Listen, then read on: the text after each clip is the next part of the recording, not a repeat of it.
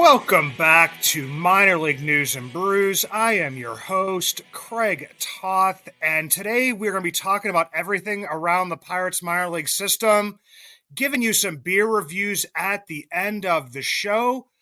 But first, we are going to be recapping the Pirates 2024 MLB Draft, bringing back the guy who prepared us for it, at Joe Doyle MILB Future Stars Series.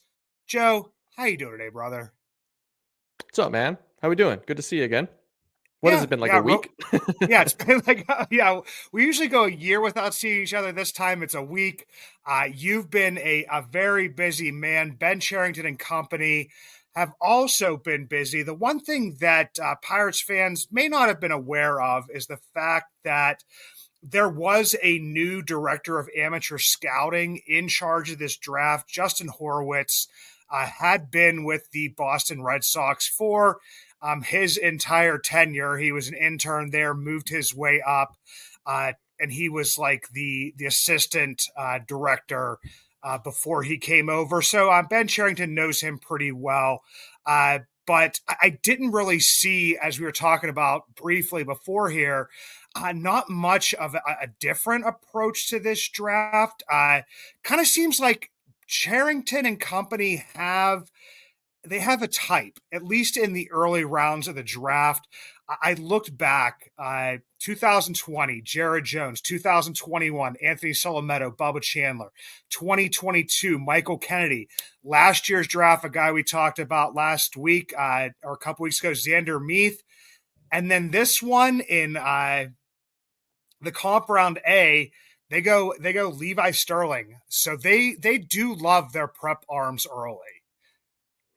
Yeah, I mean, if you're the Pittsburgh Pirates and you are given the luxury of a comp A pick every other year, it makes sense to take some shots, right? It makes sense to make some splashes. Now, I don't know if there is necessarily a tendency at the top of the draft. You know, it's Ben Cherington, it's Steve Sanders, it's Justin Horwitz. I mean, there's a lot of guys in that draft room. I'm sure Joe Delicari is in some way, shape, or form still involved in their draft process. So there's a lot of different, thinking minds in that war room. There's a lot of different ideas in terms of how to acquire the most value in any draft. But I tell you what, Craig, like when I look at this draft, when I look at the draft as a whole, not just the Pirates, it wasn't a terribly deep draft. You get into the third, fourth, fifth round, and you see a pretty big drop off, at least on the college side and on the high school hitter side, in terms of like projecting value. So I look at this as, hey, the Pirates were able to secure some of the more higher end talent toward the top of the draft. Connor Griffin is speaks for himself with all of the tools and the size and the physicality and the athleticism. But Levi Sterling has some really, really interesting release metrics, and he performed very, very well. He hasn't seen his velocity spike yet, but I have a feeling that if Levi Sterling is ever that guy that is 93 to 95, touching 97, which some people project he could be, there is some really diabolical stuff in what he can do on the mound. So, yeah, I mean, Sterling, you top on Wyatt Sanford, you top on Eddie Rinders, and all of a sudden, they went for upside in this class, and I think that's kind of how you had to do it. Yeah, and going with the ceiling, narrative, and it definitely that's where it directs us towards. I mean, we're talking about, guys that, are saying that if Connor Griffin, if you were going based on pure tools, all 5 tools, he could have been a 1-1 or in the discussion for a 1-1 in other drafts. There was the college heavy bat type of stuff, which I know that a lot of Pirates fans, as we were talking about in the preview, kind of wanted to go towards.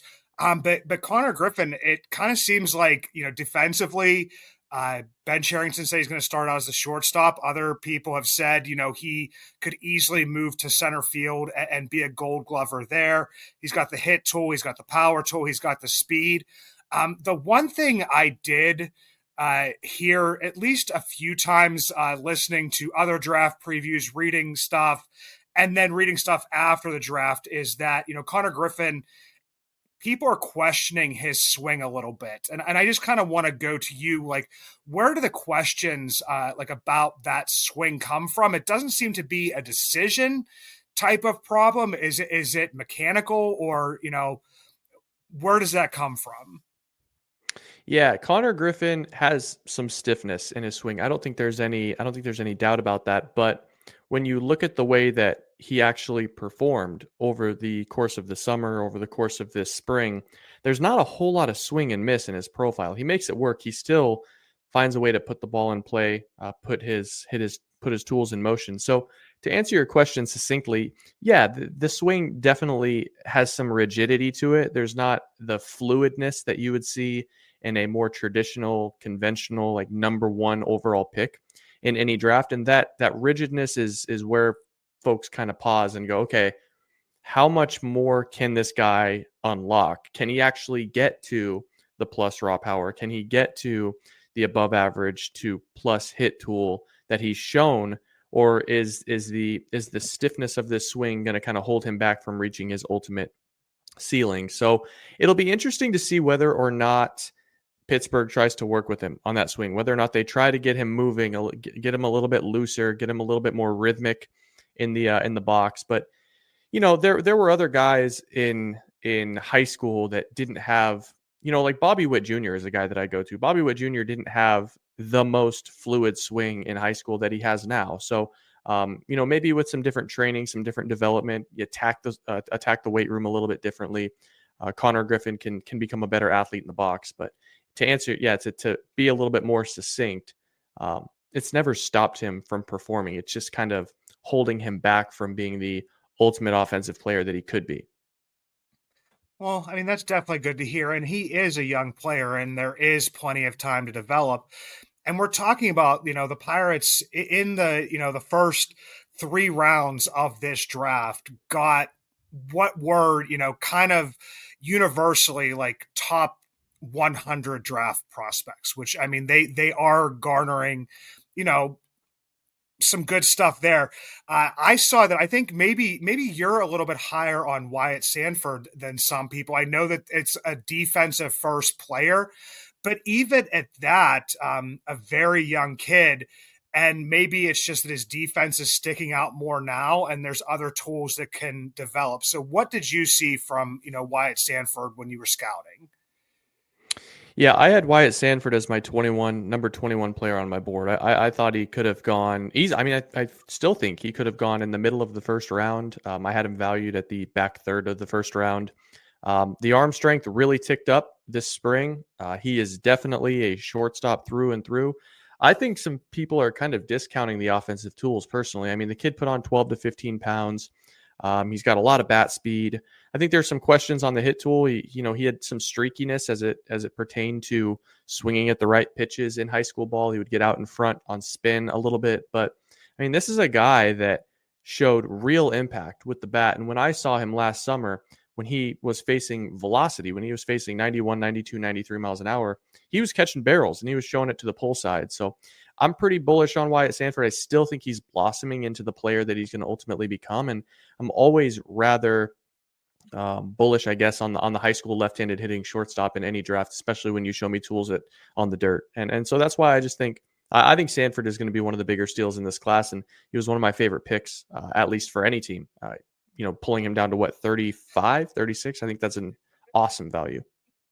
Yeah, and for Sanford, I mean, the one thing is, I think the Pirates fans were more just frustrated in the beginning of that, just because they had already taken a shortstop. But here's the thing: is I mean, Chris and I have talked about this. I've talked about this with other people as well. Is that, I mean, aren't those the people that you want? You want like the Yes. most athletic players on the field. You want the guys that are the shortstops, the center fielders, the guys that are up the middle, because then you have that flexibility, kind of to move them to other positions. And the Pirates took, 4 shortstops in the first 10 rounds, which is kind of crazy to me. Talk to me a little bit about Deuce. And I know Deuce isn't his given name, but I mean, I saw him, kind of, he wasn't ranked as high, but it definitely, I think it's possible, for him. And there was like a few other players that, they may, not move them, they wouldn't be shortstops. They were looking more towards third base or second base. But what can we talk about with Deuce? Yeah, so Deuce is definitely going to end up either at second base, third base, or left field. I don't think he's a natural shortstop. And really quickly, to your point, for Pirates fans, if I were to tell you that on July 19th, 2025, Connor Griffin is in center field and Wyatt Sanford is at shortstop, I mean, does that make the fan base feel better? Like, um, the Seattle Mariners right now are revered as having one of the best farm systems in baseball, and they have Cole Young, Felnine Celestin, Colt Emerson, Ty Pete, Michael Arroyo. All of them are playing shortstop. So you can never have enough athletes, like point blank period. Just collect athletes and figure out where they're going to play on the field down the road. But to answer your question on Deuce, he kind of took a step back this year. I think his profile was a little bit more highly regarded coming after the 2023 season. In 2023, it was borderline elite swing decisions, elite bat to ball skills. He hit the ball on the ground a lot. This year, the bat to ball backed up a little bit. Still made very, very good swing decisions and made a ton of contact in the zone. He is a good hitter. Like, he is a good, pure hitter, and I think he's going to hit at the pro level. Where he ends up on defense, we'll see. I don't think he's ever going to be the most physical player.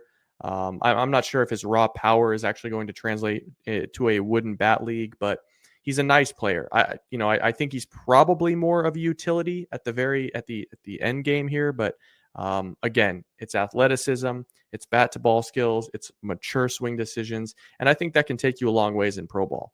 And with the Pirates, the other thing that they've done a lot of, over the past few drafts, and especially these last two drafts, is they go college heavy arm through some of like the more of the middle rounds, and they seem to be doing pretty well at that. You had Carlson Reed last year, Patrick Riley. There's a number of guys, and they got Hartle and they got Ager, or Ager. I don't know how to pronounce that. That last name always throws me a little bit, but they Ager, got yeah. those. Yeah, Ager. They got those guys in the middle rounds there, and it kind of seems like that. At least with Hartle, like, didn't have the greatest year this past season, but during the previous season he was seen as being a little bit higher. But they definitely do like to kind of focus in on those college arms in the middle rounds. Yeah, like Josh Hartle. Josh Hartle is going to be an interesting one because he definitely did take a step back this year. The velocity just never came back. In high school, he was 90 to 93. His appendix burst his senior year, and he struggled. I mean, he was 85 to 88 when he came back in high school, and he's just really never regained it. I mean, I think he's topped out at 94. He's routinely 89 to 91.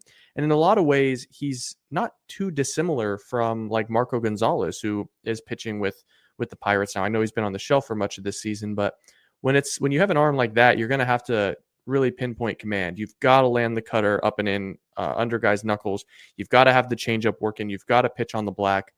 So I think Hartle can find a way to become a low number 4 starter at the next level, but he's going to have a hard time, rising higher than that. Ager is a very, very interesting one.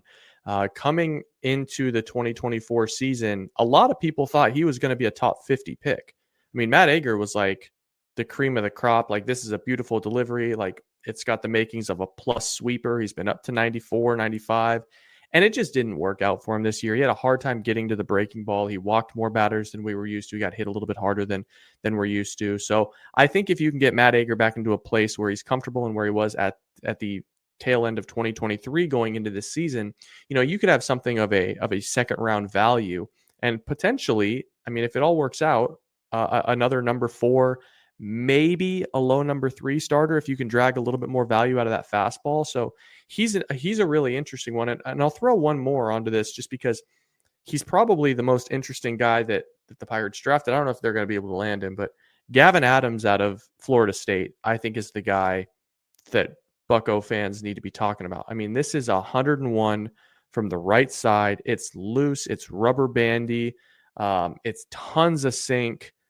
There's definitely some command and control issues, but he was going to be one of the more high octane arms in college baseball this year before he blew out. So we'll see if the Pirates can sign him. But if they can, I mean, that's a guy that can pitch in the eighth or ninth inning if he fails to become a starter, like, and move very, very quickly. And the one thing, I mean, talking about what the Pirates have done and what it seems like I think people were looking for them to do again this year, and maybe they were scared off a little bit. A few years ago, with Braylon Bishop, they get him to not go to Arkansas and drafted him as a high school bat in the later arms. Last year, they tried to do it with Daniel Cuvée, who ended up going to Miami and absolutely crushing it. He was betting on himself. He went to he's in the Cape right now, and I looked up his numbers. Still crushing it, like with the wood Yeah. bats. So they kind of didn't do that this year. So I guess my question is, and I'm going to go a completely different direction because they didn't do that. But is there like Pirates fans would be looking? Is there like a diamond in the rough in this draft? Because everybody has fallen in love with Charles McAdoo and what he's been doing at Greensboro this year, what he's continuing to do in Altoona, getting him in the later rounds. Was there anybody that you see that the Pirates drafted that maybe like flew under the radar for other teams and that they were able to pick up? Yeah, I would probably go with Andrew Patrick out of Wright State. I mean, that's a guy that had fifth or sixth round buzz coming into the year. He was beat up for a lot of the year. I'm trying to remember what it was. Don't quote me on this. It might have been a hamate bone, but I genuinely just cannot remember. So he missed like 2 months of this season, finally got back to attend the combine, looked healthy, looked strong. I think if he would have played all year, there's a good chance that he goes in the middle of day two. So play a little outfield, play a little third base. I think he's a guy that could surprise some people with what he's able to produce at the big league level, or at least up through the high minors. He's a pretty polished stick, and he was really good in 2023. So that would be one guy that I certainly keep my eyes on. Yeah, and you mentioned the combine, and that's something that we talked about this last time is like what effect that would have on the draft. That we also talked about, the draft league and different stuff like that. I mentioned the Cape because I always bring that up because it kind of seems like that, Ben Charrington must have some scouting going on there. But I did notice, I'm going to have to look into this a little bit deeper, but it definitely seems like that the Pirates draft a decent amount of guys that are at that combine, because when I start looking up the guys, it'll be like, okay, was assigned to the combine.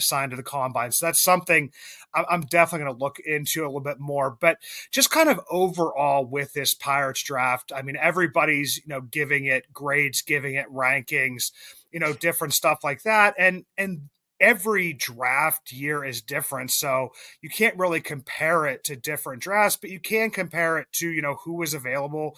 And honestly, I mean, who is able to sign, because, we look at that and I mentioned, players that the Pirates haven't been able to land in previous years. But just kind of like overall, what would you like, grade or rank, this draft for the Pirates? Yeah, I thought this was a pretty stellar draft for the Pirates. I thought they took some shots on upside. They took some shots on guys that didn't have good 2024 seasons, but have shown the ability to be more ceiling than what they've shown. Like, I would give it a B plus. I honestly think the Connor Griffin pick is going to be one that carries, and this is the case with every team, right? Whoever you take in the first round is going to carry a ton of water.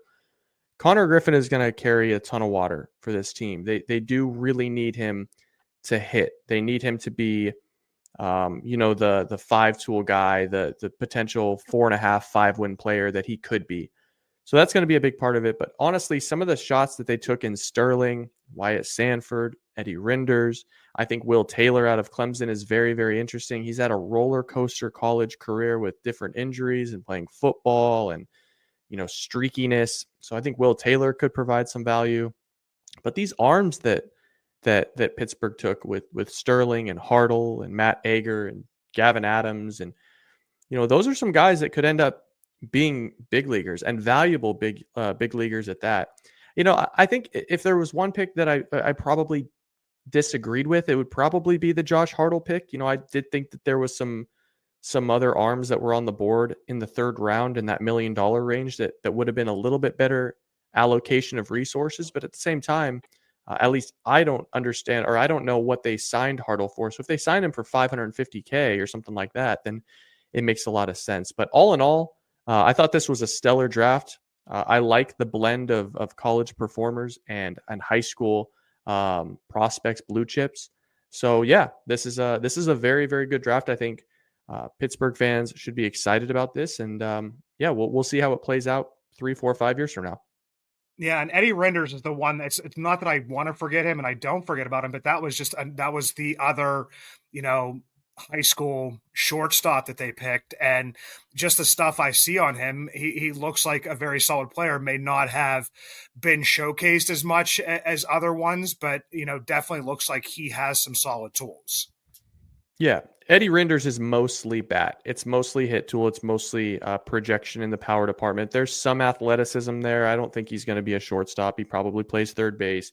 He probably plays left field, second base, one of those spots. But you're betting on the bat there. He had a really, really big spring with the bat. He's a cold weather bat, which has become a really popular demographic to go after in any draft year. So yeah, I would certainly keep an eye on that. I think he could be a pretty big player. Maybe something like a Brandon Lau from the Tampa Bay Rays. That's kind of the projection model that I put on him.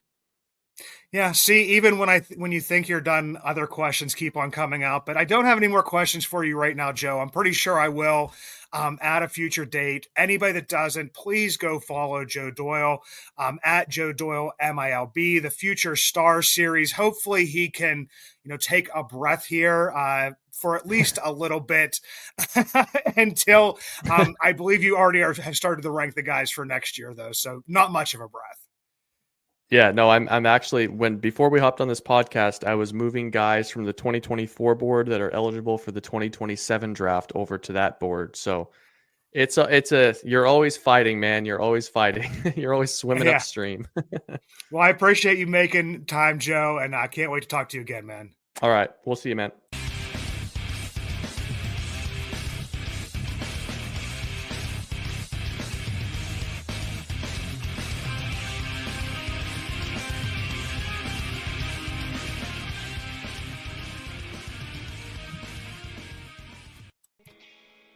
If you ever see me out and about in Pittsburgh, you will always recognize me, and not just because of the white beard, but also because of the Y that is always on top of my head, the hat I always wear. The Yins brand, proud partners with Bucs in the Basement. 3 dynasties, 1 brand, Yins.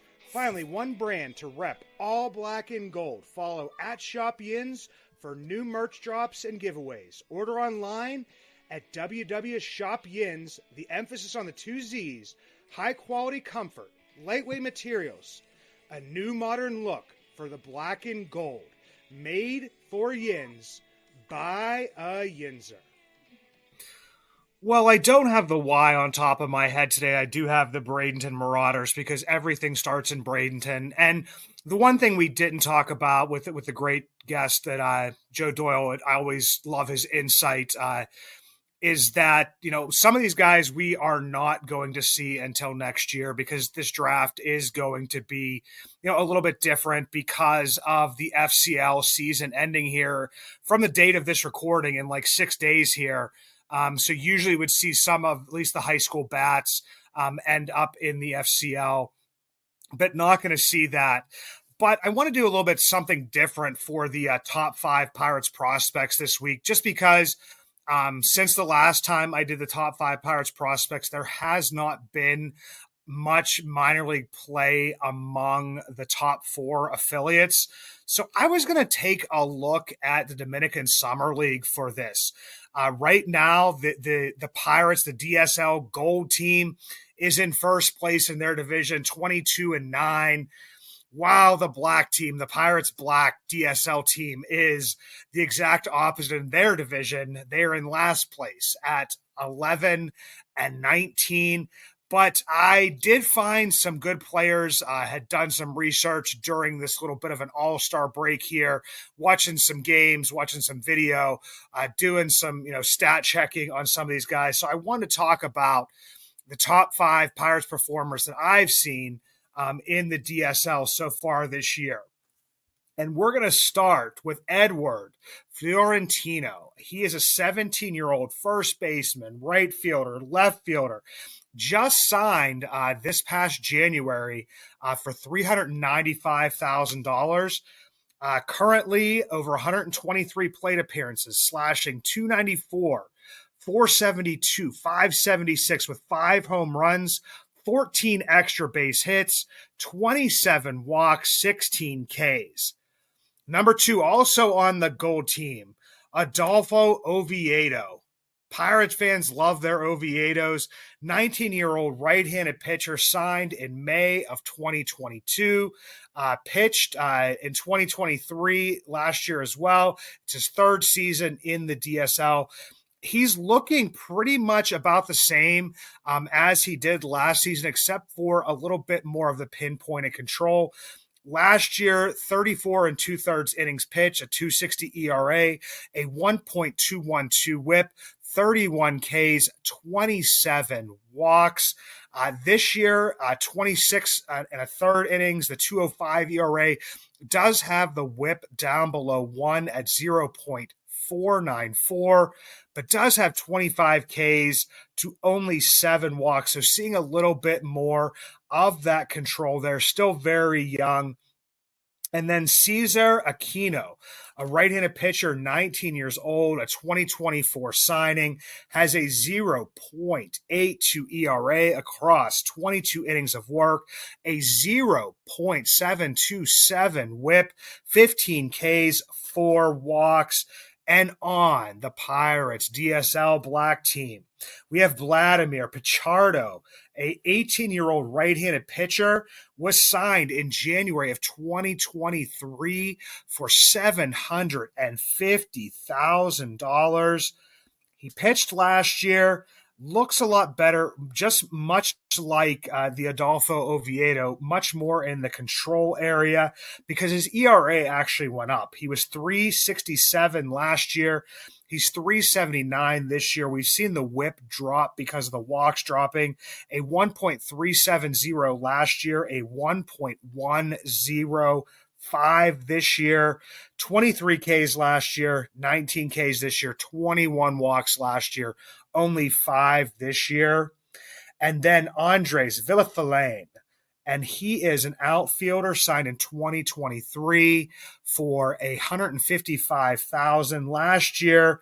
Only got 39 plate appearances. Didn't look great. A 133, 333, 167 slash line, 0 home runs, 1 extra base hit. This year, in about twice as many plate appearances, slashing 333, 378, 515, 1 home run, but 8 extra base hits. I mean, we got a lot of young kids here. We got a lot of guys that are repeating down in the DSL. It's kind of the crunch that you're seeing from Bradenton to the FCL to the DSL at this point in time. Talked to, Eric Birdland a few times here about how there's guys in the FCL or the repeating that could be in Bradenton or maybe should be in Bradenton at this point in time. They were a little bit older for the level, possibly quote unquote repeating that level. And we kind of see that trickling down because there's some guys that maybe could have moved up with a few of these guys among that could have moved up to the FCL in the DSL. Really, going to see some movement next year. But yeah, those are your top 5 Pirates prospects focusing on the DSL for this week. And we all know what's up next.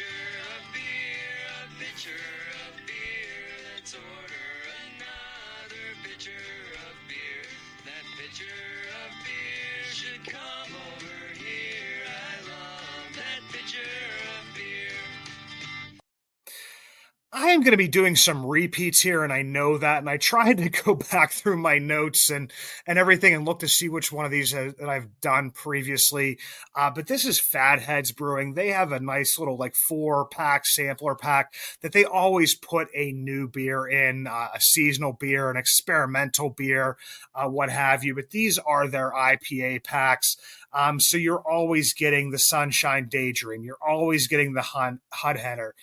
You're always getting getting usually a hazy IPA. Right now, it is the Groovy Juice. So it's Sunshine, Headhunter, Groovy Juice right now. I know that I've at least done the Sunshine and the Headhunter before, but let's just go down through those and we'll get to their new one here, the one that I've had for the first time. So the Groovy Juice Hazy IPA, 7.1%. Give that one a 400, knock it down to 350. The Sunshine Daydream Session IPA. This is like one of my favorite beers from them, 4.9%, easy drinking. Give that one a 425, knock it down to 375. The Headhunter IPA, 7.5%.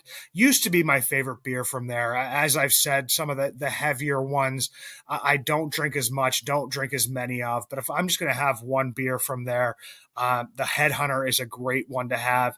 Give that one a 7. Give that one a 400. Knock it down to 350. And then they have Wicked Willie's IPA, and this is the new one for this 4-pack, coming in at 7%. Has a little bit of a mix of all of these aside from the hazy, but it basically it drinks more like a session, but has more of the alcohol and the hops of the Headhunter. So it's a nice mix of both of those. Give that one a 425. Knock that down to 375. So all really good beers. If you would see that 4-pack out there, I wouldn't hesitate to pick it up. But until next time, guys, let's go Indians. Let's go Curve. Let's go Hoppers. Let's go Bradenton Marauders. Let's go FCL and DSL Pirates. And this time next week, I'm going to be in Greensboro. So I'm pretty excited about that. First time in Greensboro.